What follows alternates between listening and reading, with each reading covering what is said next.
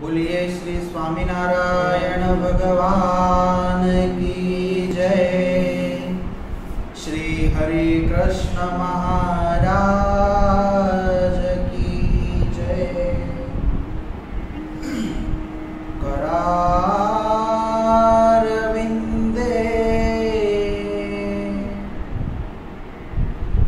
न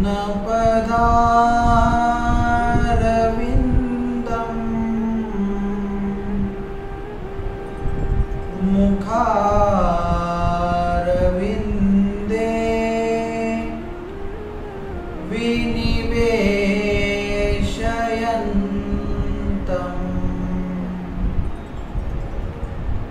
वटस्य पत्रस्य पुटेशयानम्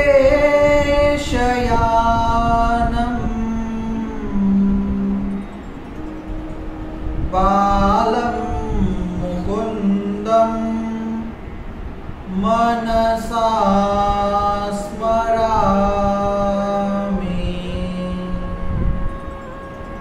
बालं मुकुन्दं मनसा स्मरामि। इष्टदेव भगवान श्री स्वामीनारायण मंदिरामध्ये विराजमान घनश्याम महाराज, लक्ष्मीनारायण देव, राधाकृष्ण देव आज दिनांक 6/6/2021 रविवारचा आजचा दिवस आणि पवित्र आज एकादशी, अपरा एकादशी असे नाव आजच्या एकादशीचे आहे। आणि ह्या पवित्र एकादशीच्या दिवशी आज आपली रविवारची सत्संग सभा म्हणजेच अशी एकादशीची पण आजची सभा आणि त्यांच्या आशीर्वादाने असे सुंदर कार्यक्रम आयोजित करत होत असतात असे आपले गुरुवर्य परमपूज्य सद्गुरु स्वामी गोविंद प्रसादजी स्वामी। आणि आज अपरा अशी पवित्र जी एकादशी आहे, या एकादशीच्या दिवशी घरी बसून सर्व कथाचे श्रवण करून राहिलेले सर्व भक्तांना प्रेमाने जय श्री स्वामीनारायण। आपल्या भारतीय संस्कृतीमध्ये, हिंदू धर्मामध्ये एकादशीचा खूप महिमा आहे। वर्षामध्ये येणाऱ्या 24 एकादशी या आपल्यासाठी एक उत्सव आणि पुण्यशाळी दिवस असतात। दुसरे कोणतेही व्रत नाही केले चालेल, पण महिन्यामध्ये येणाऱ्या 2 एकादशी, कृष्ण पक्षातील आणि शुक्ल पक्षातील, या दोघही एकादशी अवश्यपणे कराव्याच। एकादशीचं खूप महात्म्य आहे। आपण अनेक वेळी एकादशीच्या दिवशी कथा श्रवण करून एकादशीचं महात्म्य ऐकलेलं आहे। यापूर्वी 2 रविवार पूर्वी पण रविवारच्या दिवशी एकादशी होती आणि त्यावेळेला पण मी तुम्हाला एकादशीचं महात्म्य सांगितलं होतं। शास्त्रांमध्ये एकादशीचा खूप महिमा सांगितला आहे। बृहत नारदीय पुराणामध्ये असं सांगितलं आहे, यानी कानी च पापानी ब्रह्महत्या कृतानि च अन्नम आश्रित्य तिष्ठन्ति संप्राप्ते हरिवासरे। ब्रह्महत्या इत्यादी जे सर्व मोठे मोठे पाप आहेत, ते सर्व पाप एकादशीच्या दिवशी अन्नामध्ये प्रवेश करून राहत असतात। भगवंतांनी एकादशी स्वतःच्या शरीरामधून निर्माण केली आणि सांगितलं, जो कोणी मनुष्य एकादशीचं व्रत करेल ते स्वर्ग लोकाला प्राप्त होतील, माझ्या धामाला प्राप्त होतील। मग सर्व जे जीव प्राणी होते सर्व एकादशीचं व्रत करू लागले, सर्व पुण्य लोकांमध्ये जाऊ लागले। आता यमपुरी होती इत्यादी जे लोक होते, जे पाप केल्यानंतर तिथे जावं लागतं, नरक होते तिथे कोणी जात नव्हतं, सर्व पुण्यशाळी होऊ लागले. कारण की एकादशीचं व्रत केलं म्हणजे तो भगवंताच्या धामामध्ये. मग जो पाप पुरुष होता तो भगवंताकडे आला, भगवंताला हात जोडून म्हणतो की तुम्ही एकादशीचं व्रत जो करतो त्याला तुम्ही तुमच्या धामामध्ये घेऊन जातात, मग आता कोणी नरकामध्ये येत नाही. पाप भरपूर लोक करतात, पण एकादशी व्रत केल्याने काय होतं की तो तुमच्या धामात निघून जातो. मला काहीतरी एक जागेवरती स्थान द्या की असं केल्याने तो नरकामध्ये जाईल. तेव्हा भगवान म्हणतात की जा, मी तुला स्थान देतो. एकादशीच्या दिवशी तुला अन्नामध्ये मी स्थान देतो. जो कोणी मनुष्य एकादशीच्या दिवशी अन्न खाईल त्याच्यामध्ये तू प्रवेश करशील. तू प्रवेशला म्हणजे तो नरकाचा अधिकारी झाला. या श्लोकामध्ये पण सांगितलं आहे की ब्रह्महत्या इत्यादी जे सर्व दुनियातले मोठे मोठे पाप आहे ते सर्व पाप केल्याने ते जे पाप असतं ते सर्व पाप अन्नामध्ये एकादशीच्या दिवशी निवास करून राहत असतं. आणि एकादशीच्या दिवशी जो अन्न खातो त्याला ते सर्व पाप बिलगून जात असतात. त्यानंतर हरिभक्ती विलास नावाच्या ग्रंथामध्ये पण लिहिलं आहे की ब्रह्मचारी गृहस्थ की जे पण सर्व आहे, आपण दुनियामध्ये जेवढे पण मनुष्य आहे त्या सर्वांनी एकादशीचं व्रत अवश्यपणे करायला पाहिजे. आणि जो एकादशीच्या दिवशी अन्न खातो तो अन्न नाही खात, तो गौ मांस खात असतो. म्हणून शास्त्रांमध्ये लिहिलं आहे की एकादशीचं व्रत अवश्यपणे करायला पाहिजे. तिथपर्यंत लिहिलं आहे की ब्रह्महत्या केली असेल तर प्रायश्चित केल्याने ते ब्रह्महत्या धुतली जाईल. पण एकादशीच्या दिवशी जो मनुष्य अन्न खातो तो मनुष्य कोणत्याही प्रकारे सुटू शकत नाही, त्याला खूप दुःख सहन करावे लागत असतात. म्हणून एकादशीच्या दिवशी अन्नाचा त्याग करून फळाहार करावा आणि शक्य असेल तर जडावरती राहून आणि उपवास करावा. एकादशी व्रत न केल्याने जेवढं पाप मिळतं, पण व्रत केल्याने जे पुण्य मिळतं ते पण पाहण्यासारखं आहे. आज मी तुम्हाला एकादशीच्या दोघी बाजू सांगणार आहे आणि त्यामध्ये पण अपरा एकादशी हे खूप महत्त्वाची आहे. एकादशी करणे किती चांगलं कार्य आहे, किती पुण्य मिळतं ते तर आपण ऐकलंच आहे, पण त्यामध्ये पण अपरा एकादशी ही केल्याने कोणतं पुण्य मिळतं ती कथा मी तुम्हाला आज सांगणार आहे. तर युधिष्ठिर महाराजांनी भगवान श्रीकृष्ण यांना विचारलं की वैशाख कृष्ण पक्षामध्ये जी येणारी एकादशी आहे ती एकादशी कोणती आहे आणि ती एकादशी व्रत केल्याने जीवात्म्याला कोणतं फळ मिळत असतं, असे प्रश्न युधिष्ठिर महाराजांनी भगवान श्रीकृष्ण त्यांना विचारले.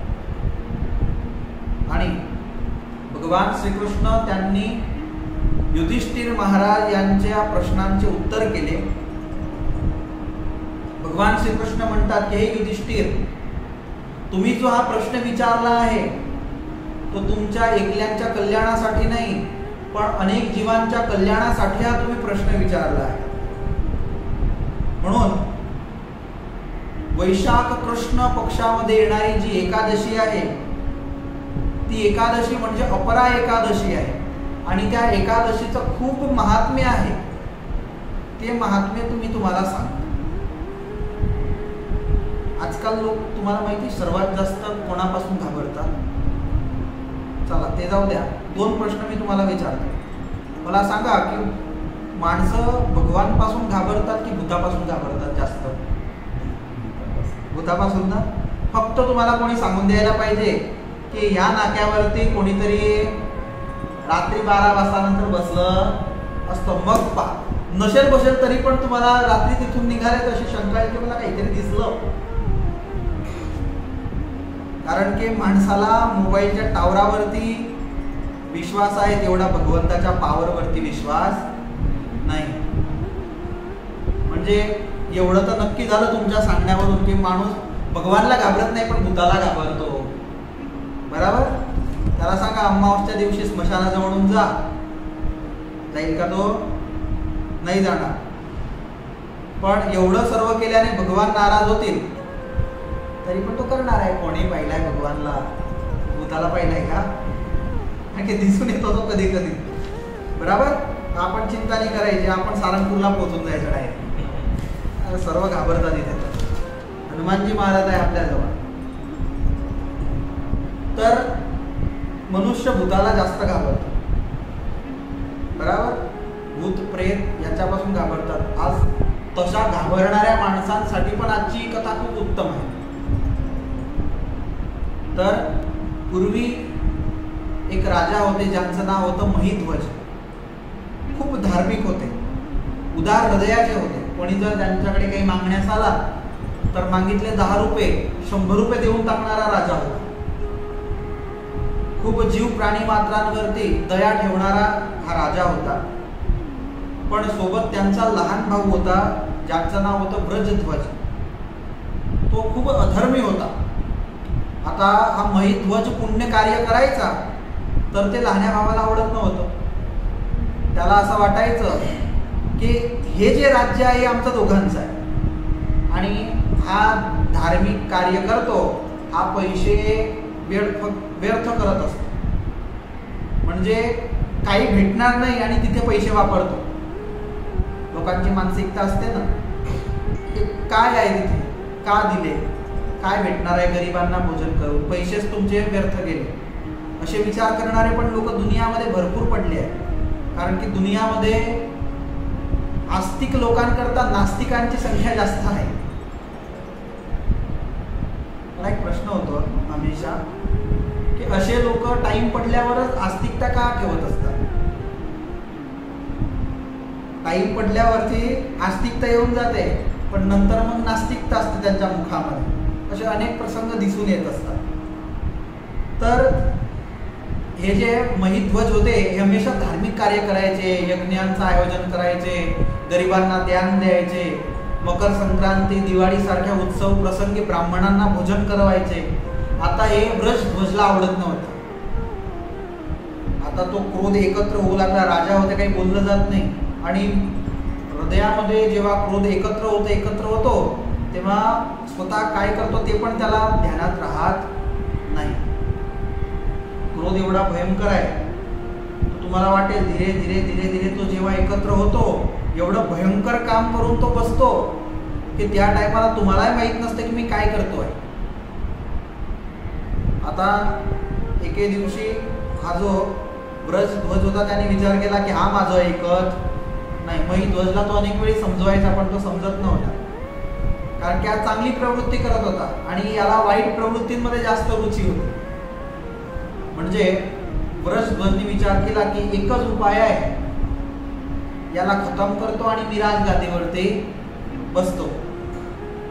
एके दिवशी रात्रीला अमावस्येचा दिवस होता आणि त्या दिवशी अंधकार खूप होता आणि ज्या मेहलामध्ये हा जो महिध्वज होता झोपलेला होता तिथे रात्रीला जाऊन आणि या ब्रजध्वजनी स्वतःचा सख्खा भाऊ आहे तरी पण त्याची हत्या करून टाकली क्रोधामध्ये.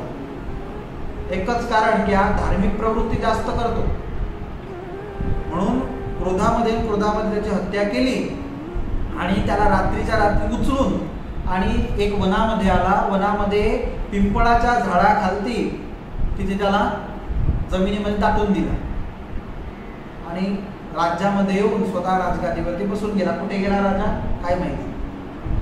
त्या टाइमाला तर काही एवढी सिक्युरिटी नव्हती, की CBI नव्हती, CID नव्हती, म्हणजे त्या टाइमाला काहीच नव्हतं. गेला कुठेतरी निघून गेला असेल. आता या बाजूला याला पिंपळा खालती जमिनीमध्ये टाकून दिलं होतं. आता अकाल मृत्यू झाला. अकाल मृत्यू म्हणजे मग तो प्रेत होत असतो. मग त्याने पुण्य किती केलं असलं पण त्याचं जगणं अजून खूप लांब होतं. पण त्याला मारून टाकलं अथवा तो मरून गेला तर मग त्याला प्रेत योनी प्राप्त होत असते. पण आपल्या स्वामीनारायण संप्रदायामध्ये भगवान म्हणतात की आमचा हरिभक्त असला, आपल्याला अनेक वेळी होतं की कोरोना महामारीमध्ये किती लोक वारले, ज्यांचं अकाल मृत्यू झालं आणि भगवंताचे भक्त झाले होते, पण त्यांचं काय झालं? भगवान स्वामीनारायण याचा खुलासा आजपासून 250 वर्षापूर्वी वचनामृतामध्ये असा केला की आमचा हरिभक्त असला, तो त्याचा अकाल मृत्यू झाला, ॲक्सिडेंटमध्ये गेला, काही रोग त्याला झाला आणि त्या रोगामध्ये गेला, तरी पण त्याची कधीही अधोगती होत नाही, तो आमच्या अक्षरधामालाच प्राप्त करत असतो, असे भगवंतांनी शब्द स्पष्टपणे गडपूर येथे सांगितले होते आणि ते वचनामृत ग्रंथामध्ये लिहिले आहे. आता हा राजा होता, पुण्य कार्य केले होते आणि मृत्यू लवकर होऊन गेलं म्हणजे प्रेत योनीला प्राप्त झाला. त्या पिंपळाच्या झाडावरती राहत होता, खूप त्रास त्याला प्राप्त होत होता, कारण की प्रेत योनीमध्ये जीव कधी तो खाऊ शकत नाही, पाणी पिऊ शकत आणि खूप पीडा प्राप्त करत असतो. आता एके दिवशी त्याचे असे पुण्य कार्य होते की जेणेकरून धौम्य ऋषी जे होते, ज्यांची शास्त्रांमध्ये अनेक वेळी कथा येत असते, ते धौम्य ऋषी तिथे फिरत फिरत आले आणि त्यांची तप एवढं, तपश्चर्या भजन भक्ती, त्या कारणाने त्यांना त्या पिंपळावरती हा राजा दिसून गेला. राजा दिसला, सोबत सोबत तो कोणत्या कारणाने इथे आहे ते पण त्यांना माहीत पडून गेलं की हा राजा पुण्यशाळी आहे, पण अशा प्रकारे याला मारून टाकलं. म्हणजे धौम्य ऋषीला दया आली, पिंपळाजवळ आले, पिंपळाजवळ घेऊन आणि राजाला सांत्वना दिली की तू खूप पुण्य कार्य केले आहे आणि त्या पुण्य कार्याच्या कारणानेच तुला मारून टाकलं, पण मला तुझ्यावरती दया आली आहे, चिंता नको करू. आता अपरा एकादशी येत आहे, ते अपरा एकादशीचं व्रत मी करेन आणि त्याचं पुण्य तुला देईल, जेणेकरून तुला भगवंताच्या धामाची प्राप्ती होईल. अपरा एकादशीचं व्रत धौम्य ऋषींनी केलं आणि ते व्रताचं जे फळ होतं ते फळ त्या राजाला दिलं, महिध्वजला, आणि त्या व्रताच्या फळाच्या कारणाने त्या राजाची त्या प्रेत योनीमधून मुक्ती झाली आणि तो राजा होता तो भगवंताच्या धामाला प्राप्त झाला. म्हणून आपल्या परिवारामध्ये असे अनेक जीव असतात की ज्यांचं अकाल मृत्यू झालेलं असतं, समय नसताना, रोगाने किंवा काही कारणानुसार, अथवा असे पण आपल्या परिवारजनांमध्ये कोणी वारलेले असतात, तर त्यांना सर्वांना भगवंताचं अक्षरधाम प्राप्त हो, त्यासाठी आपण हे व्रत अवश्यपणे करायला पाहिजे. असं एक पवित्र एकादशीचं व्रत आहे.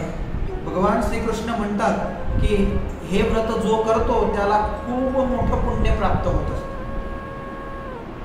आणि कितीही मोठे मोठे त्यांनी पाप केले असले तर ते पाप त्याचे जळून जात असतात. अमुक म्हणतात की पाप करून घेऊ मग एकादशी करू, तसे नाही.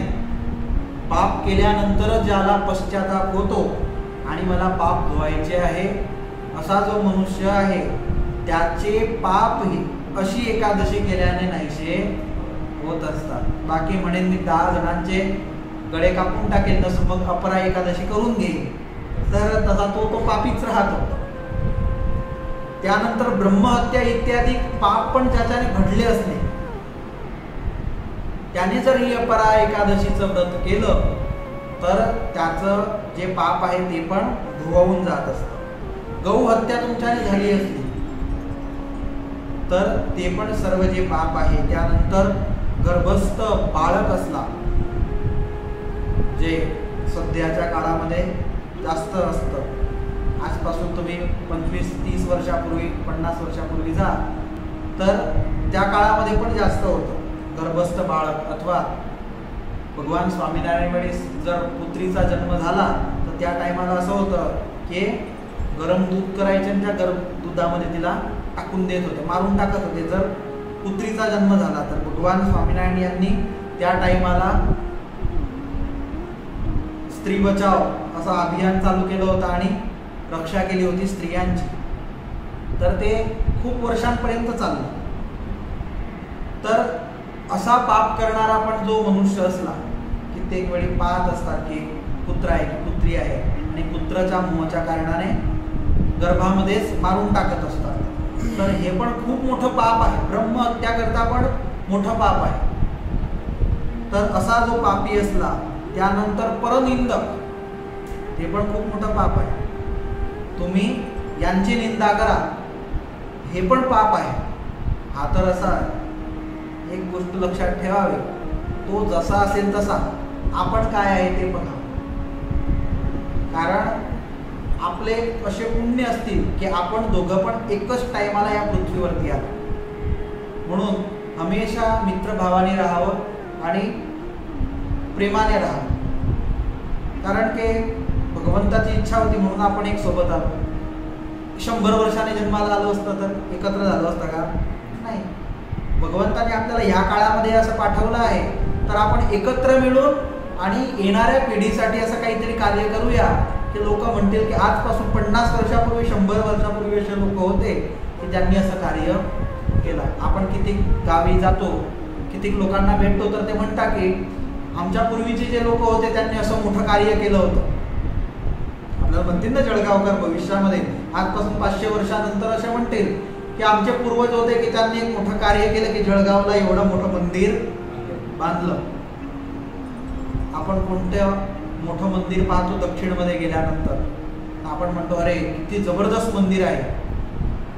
तुम्ही जा तिथे तर तांजोवरम आहे की मग त्यानंतर श्रीरंगम आहे, एवढे मोठे मोठे मंदिर आहे की आजच्या युगामध्ये पण ते मंदिर बांधायचं असलं तर नाही तरी 100 वर्ष निघून जातील पण तसं मंदिर बनणार. तशा मंदिरांची रचना पूर्वी आपल्या पूर्वजांनी तिकडे केली. तर आपण म्हणतो की ते लोक होते की त्यांनी असं आपल्याला संस्कृती देऊन गेले. आपल्यालाही म्हणतील लोक भविष्यामध्ये. तर मिळून असे कार्य करूया समाजासाठी, अध्यात्मासाठी, की लोक म्हणतील की यांनी एकता ठेवून आणि असं कार्य केलं. तर परनिंदा कधीही करू नये. त्यानंतर परस्त्री लंपट जो पुरुष असला, म्हणजे स्वतःच्या पत्नीशिवायची जे स्त्री असली त्या स्त्रीसोबत व्यभिचार करण्याचा विचार करणारा पण जो मनुष्य असला ते पण खूप मोठं पाप आहे.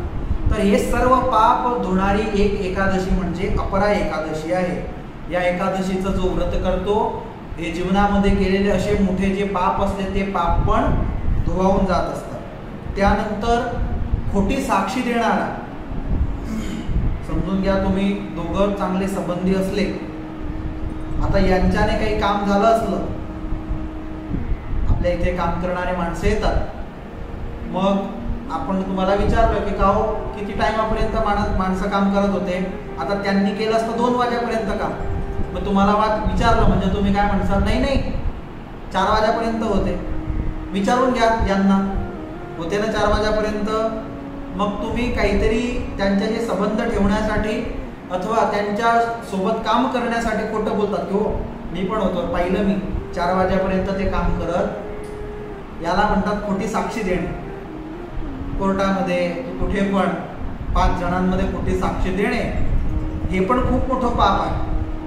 त्यानंतर दुकानदार असतात, मोजमापणीमध्ये खोटं दाखवत असतात.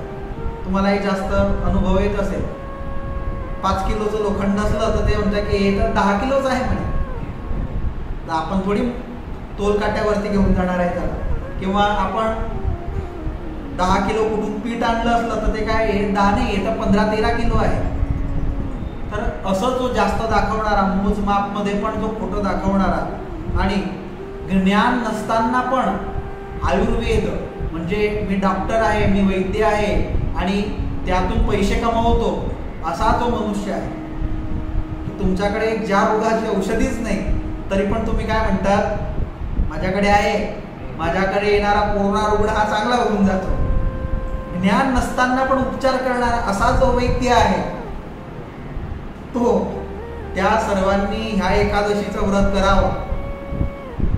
म्हणजे ज्ञान नसताना पण उपचारांवरती लोक दवा करणाऱ्या डॉक्टरांनी पण हे उपाय करावा. तर त्या सर्वांचं जे पाप आहे ते या अपरा एकादशीने नष्ट होत असतं. सांगा बरं, आजच्या युगात जास्त गरज आहे की नाही मग या एकादशीचं व्रत करण्याची? म्हणून हे सर्व एवढं पाप असलं आणि हे व्रत केलं तर त्याला पुण्य मिळत असतं. आता केवढं पुण्य मिळतं ते तुम्हाला सांगतो. तर सूर्य मकर राशीमध्ये असला म्हणजे त्या दिवसाला आपण म्हणतो मकर संक्रांती, आणि त्या दिवशी प्रयाग म्हणजे प्रयागराज अहलाबाद आहे, आता तर प्रयागराज नाव आहे त्यांचं त्या शहराचं. तर प्रयागराजमध्ये जाऊन आणि स्नान केल्याने, कोणत्या दिवशी? मकर संक्रांतीच्या दिवशी स्नान केल्याने जे पुण्य प्राप्त होतं ते पुण्य या अपरा एकादशीचं व्रत केल्याने प्राप्त होत असतं. त्यानंतर महाशिवरात्रीच्या दिवशी काशीमध्ये तुम्ही जाऊन आणि जे पुण्य कार्य केले, गंगाजीमध्ये आंघोळ केली, काशी विश्वनाथजी यांचा अभिषेक केला, जे पुण्य प्राप्त होतं ते पुण्य ही एकादशी अपरा जी आहे ते व्रत केल्याने जीवात्म्याला प्राप्त होत असतं. त्यानंतर गयासारखे पुण्यशाळी जे तीर्थ आहे तिथे जाऊन पितृंसाठी पिंडदान केलं आणि ते पिंडदान तुमच्या पितृंपर्यंत पोहोचतं आणि तुमचे पितृ तुम्हाला आशीर्वाद देत असतात. ते जे तुमचं पुण्य आहे ते पुण्य तुम्हाला जेवढं प्राप्त होत असतं तेवढं पुण्य तुम्हाला ही अपरा एकादशी केल्याने मिळत असतं. त्यानंतर गुरु जो ग्रह आहे तो ग्रह सिंह राशीमध्ये जेव्हा येतो त्या टाइमाला गोदावरी नदीमध्ये स्नान केल्याने खूप मोठं पुण्य प्राप्त होत असतं. ते पुण्य जे आहे ती ही अपरा एकादशी केल्याने पण तेवढंच पुण्य तुम्हाला मिळत असतं. आपल्याला ग्रहांचं एवढं ज्ञान नाही आहे की केव्हा गुरु ग्रह सिंह राशीमध्ये येतो, पण ही अपरा एकादशी आपण केली म्हणजे ते जे पुण्य आहे ते पुण्य आपल्याला तेवढं ना तेवढं मिळत असतं. आणि ह्या एकादशीच्या दिवशी भगवान वामन बलिराजांच्या इथे 3 पाऊल पृथ्वी मागण्यासाठी जे भगवान वामन गेले त्या भगवान वामनांचं पूजन केल्याचं खूप महात्म्य आहे.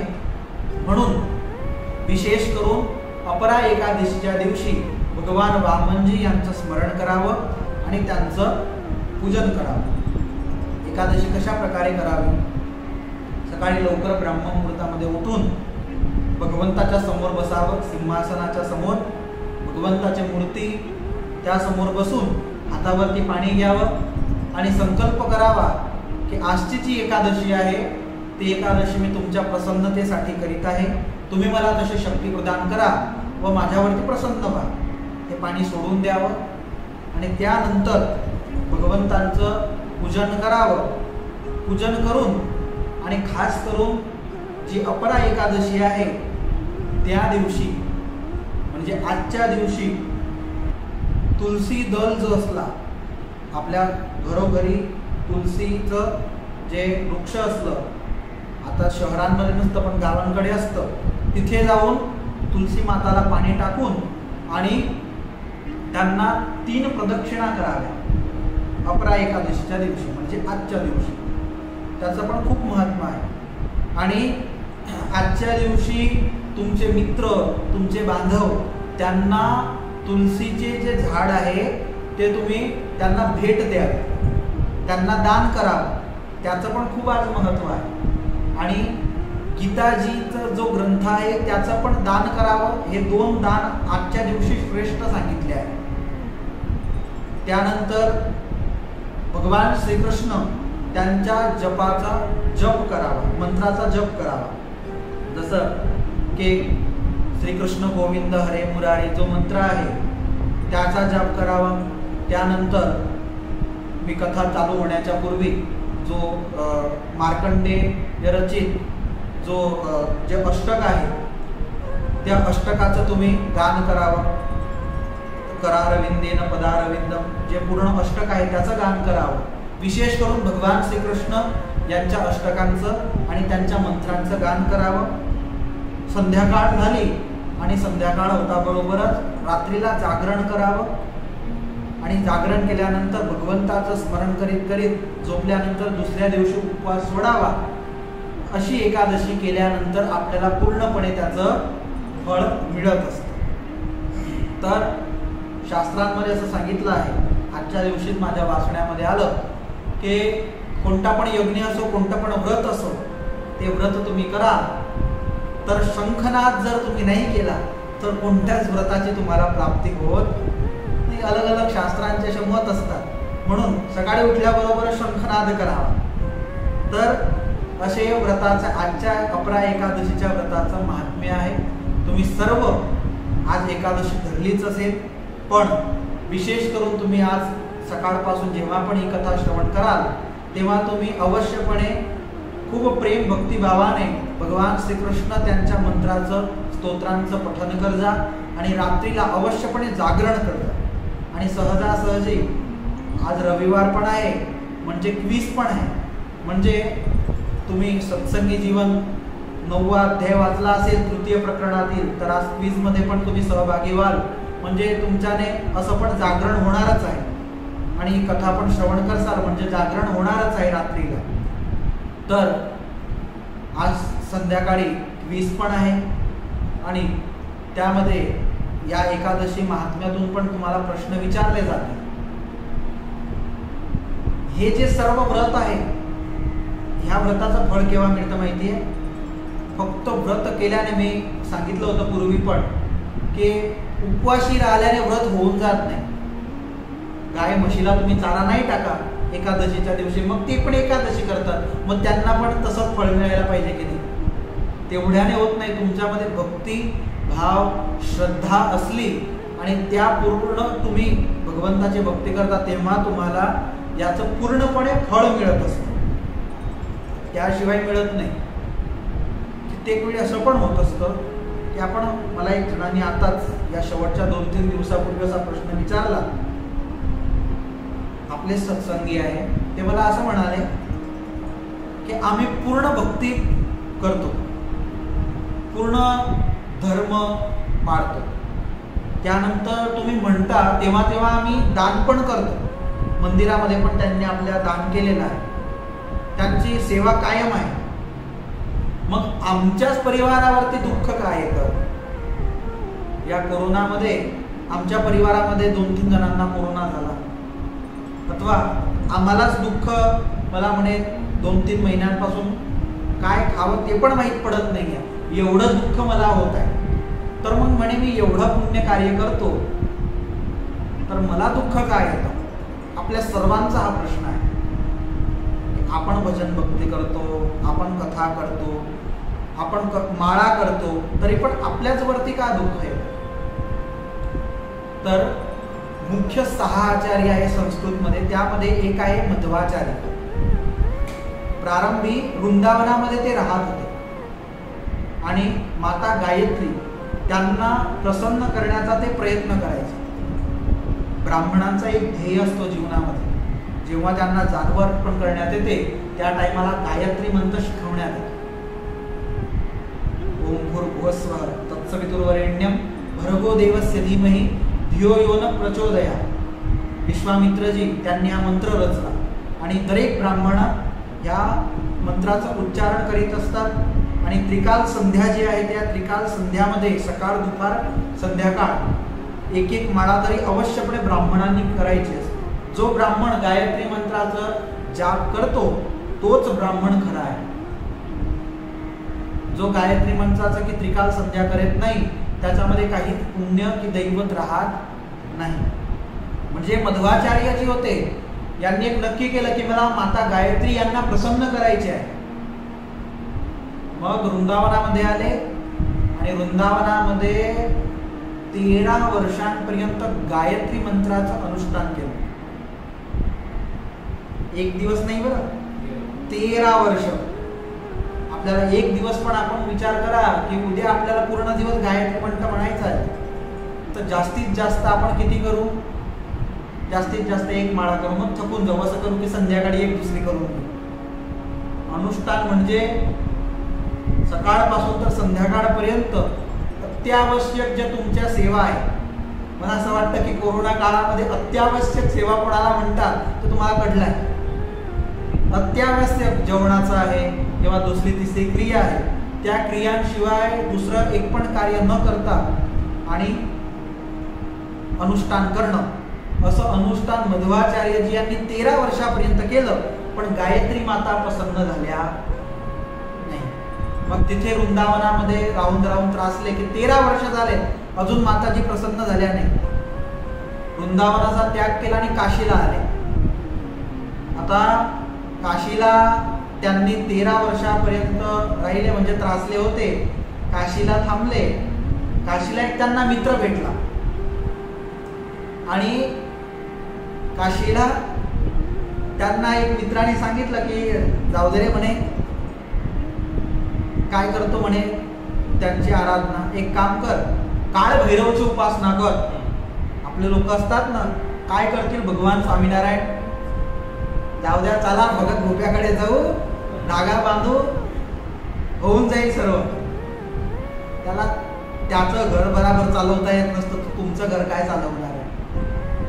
म्हणून हमेशा भगवान स्वामीनारायण म्हणतात की कधी पण तशा देवतांची उपासना करू नाही, तशा उपासना करणारा मनुष्य असला त्याच्यासोबत बोलू पण नाही. हमेशा सात्विक देवी देवतांचीच उपासना करावी. आता यांचे कान कोणी भरले, 1 वर्षात तुला रिझल्ट भेटेल म्हणे, काळ भैरवची उपासना कर.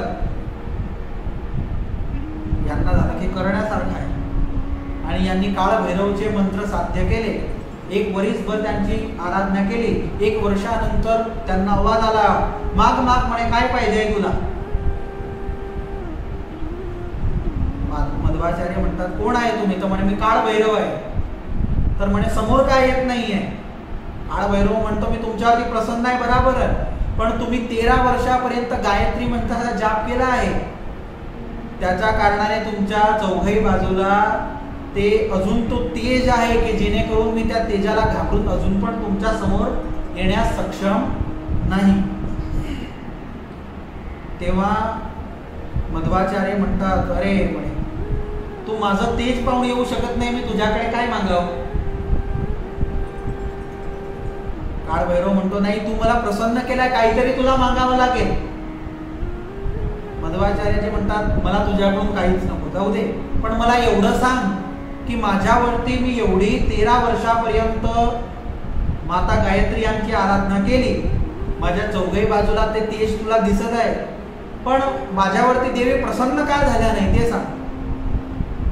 तेव्हा काळ भैरवनी सांगितलं की तुझे ह्या जन्मात नाही, पूर्वजन्मामध्ये असे खूप मोठे पाप होते की ते पाप धोता धोता तुझे 13 वर्षांचं जे पुण्य होतं ते नष्ट होऊन गेलं.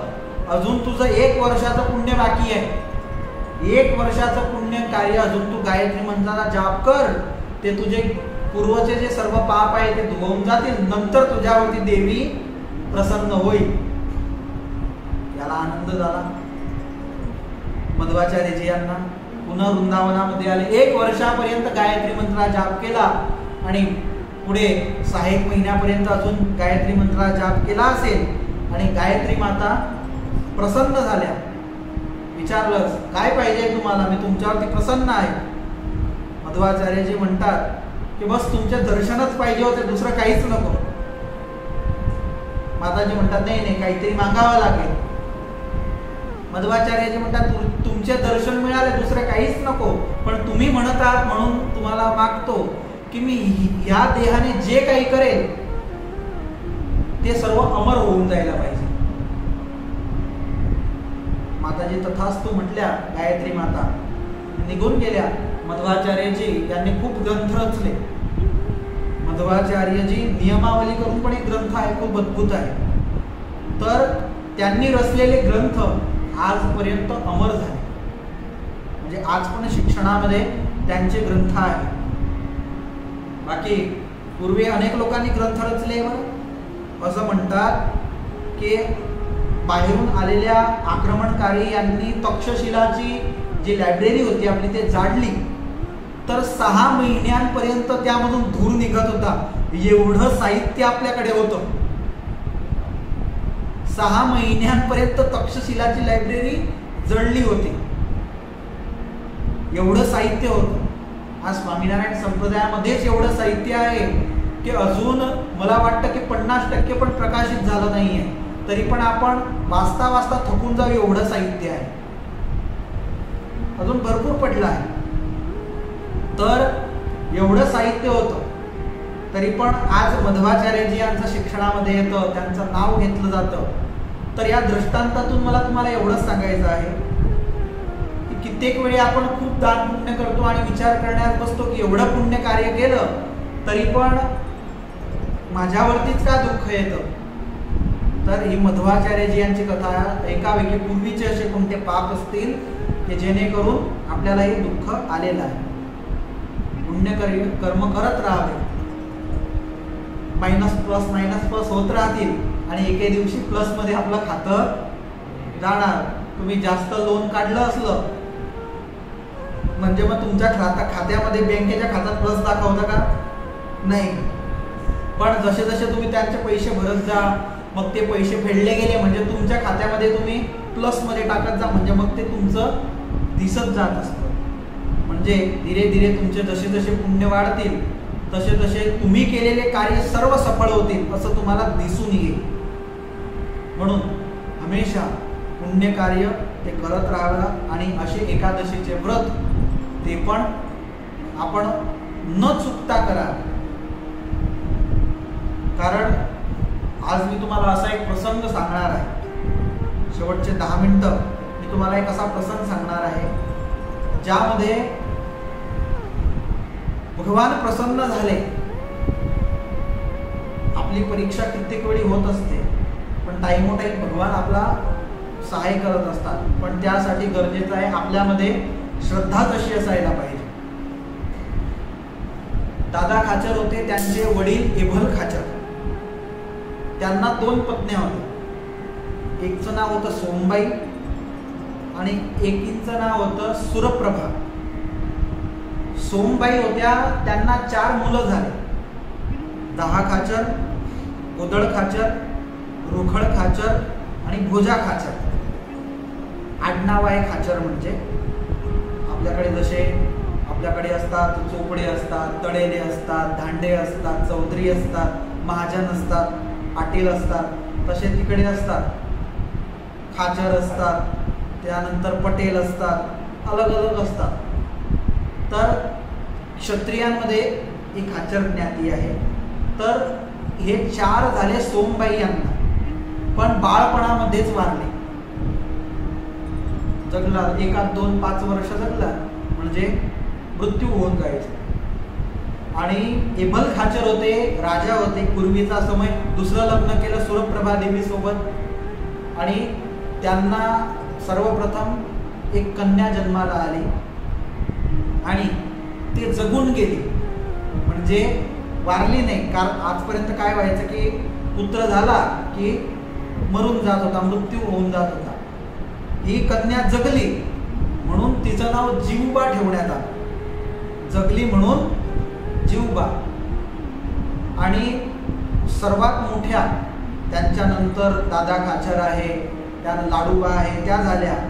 ह्या सर्वात मोठ्या होत्या म्हणून मोठी बा आपण त्यांना संप्रदायामध्ये म्हणण्यात येतं. तर ह्या ज्या जीवबा होत्या या लहानपणापासूनच भगवंताची भक्ती करायची. विक्रम संवत 1840 साली त्यांचा जन्म झाला. वैशाख शुद्ध पौर्णिमाचा दिवस होता आणि त्या दिवशी जीवबांचा जन्म झाला. लहानपणापासूनच भगवंताची भक्ती करायच्या. ज्या प्रकारे मीराबाई भगवंताचं भजन करायच्या लहानपणापासून, तशाच या जीवबा पण भगवंताच्या भजन भक्ती करायच्या. एबल खाचरला अजून सत्संग नव्हता, भगवान भेटले नव्हते. एक कुसंगी माणसाचा संघ एबल खाचरला होता. आणि या जीवबा, आता दरबारगड होता त्यांचा, मेहेल म्हणजे त्या काळासारखा मेहेल, तिथे भगवंताची हमेशा भजन भक्ती करायच्या. एके दिवशी एबल खाचर होते, ते खूप रागावले की म्हणे तुला आता भगवंताची भजन भक्ती नाही, आता तुला संसार करायला पाहिजे आणि तू काय म्हणे या मूर्तीच्या मागे लागली म्हणे. आता भगवंताचं भजन करायचं असतं, म्हातारपणी करायचं असतं. आपण म्हणतो ना की भगवंताचं भजन कधी करायचं, करू ना म्हातारपणी, काय उशिरा यायचं भरपूर, पण म्हातारपणी भजन होतं का? आणि त्यामध्ये पण मोठा प्रश्न आहे, तुम्ही म्हातारे होणार आहे का? कारण कोरोना असा आहे की तो 40वाल्यालाही घेऊन जातो, 30वाल्यालाही घेऊन जातो आणि 15वाल्यालाही घेऊन जातो. कोणालाच माहीत नाही की आपलं अस्तित्व या पृथ्वीवरती राहणार आहे किंवा नाही. आतापर्यंत मनुष्य चंद्रावरती स्वतःचं अस्तित्व ठेवण्याचा प्रयत्न करत होता, पण आज त्याला प्रश्न आहे की तो पृथ्वीवरती पण स्वतःचं अस्तित्व ठेवणार आहे किंवा नाही. म्हातारपणाची वाट पाहू नाही, टाईम भेटला भगवंताचं भजन करून घ्यावं. जीवबा होत्या त्या म्हणतात की म्हातारपण कोणी पाहिलं आहे म्हणे, आता मी भगवंताचं भजन भक्ती करून घेईल, आणि तुम्ही म्हणतात की या मूर्तीला ठेवून दे, ते होणार नाही म्हणे. मी हे भगवान आहे आणि यांचीच भजन भक्ती करेन. केवल खाचर म्हणतात तुझे भगवान आहे का म्हणे? तो म्हणे हो. खरे आहे का? तो म्हणे खरे आहे म्हणे. तर म्हणे त्या तुझ्या भगवंताच्या समोर एक लहानशी छोटी मूर्ती होती आपल्या मंदिरात आहे तशी. तर त्या भगवंताच्या समोर तू जे दुधाचा कटोरा ठेवला आहे, जे दूध ठेवलं आहे, ते दूध जर तुझ्या भगवंताने पिऊन घेतलं माझ्या समोर तर तुझे भगवान खरे, नाहीतर तुझ्या भगवानला मी उचलून फेकून येईल नदीमध्ये म्हणे. आता जीवबांची परीक्षा होती. त्यांनी भगवंतासमोर हात जोडले आणि भगवंताला म्हणतात की हे प्रभू, मीराबाईंनी तुम्हाला याद केलं होतं आणि विषाचा कटोरा तुमच्या समोर ठेवला होता की हा पिऊन घ्या. तुम्ही पिऊन गेले होते. शबरीची उष्टे बोर होते, तुम्ही खाऊन गेले होते. विदुरजी होते, त्या विदुरजींच्या घरी जाऊन तुम्ही केळ्याची साल खाल्ली होती. मला पूर्ण श्रद्धा आहे की तुम्ही भगवान आहात, पण माझे हे वडील आहे भलखाचर, यांना श्रद्धा बसावी. तुम्ही खरे भगवान आहे म्हणून तुम्ही यांना चमत्कार दाखवा, अशी प्रार्थना केली. आणि त्याच वेळीला त्या ज्या भगवान त्यांच्या समोर होते ते भगवान त्यांनी हात ताणून आणि तो जो कटोरा होता तो घेऊन मुखाला लावला आणि ते दूध पिऊन गेले. तेव्हा एबल खाचरला विश्वास झाला की अरे हे भगवान जे आहे आणि माझी जी कन्या आहे जीवबा, ही जी भजन भक्ती करत आहे, ही भजन भक्ती जे करत आहे ते खरी करत आहे, भगवंताचे मोठी भक्त आहे, असा विश्वास बसला. त्यानंतर जीवबाच्या जीवनामध्ये अनेक प्रसंग घडले. ते प्रसंग आपण पुढच्या सत्संग सभांमध्ये ऐकू. आजच्या दिवशी भगवंताच्या चरणी एवढी प्रार्थना करतो. वडतालवासी लक्ष्मीनारायण देव हरिकृष्ण महाराज यांच्या चरणी प्रार्थना की जीवबामध्ये जसा भक्तिभाव होता, जशी श्रद्धा होती, तशी तुम्हा सर्वांमध्ये, माझ्यामध्ये, तुमच्यामध्ये, सर्वांमध्ये तशी येऊ, अशी भगवंताच्या चरणी प्रार्थना. जय श्री स्वामीनारायण.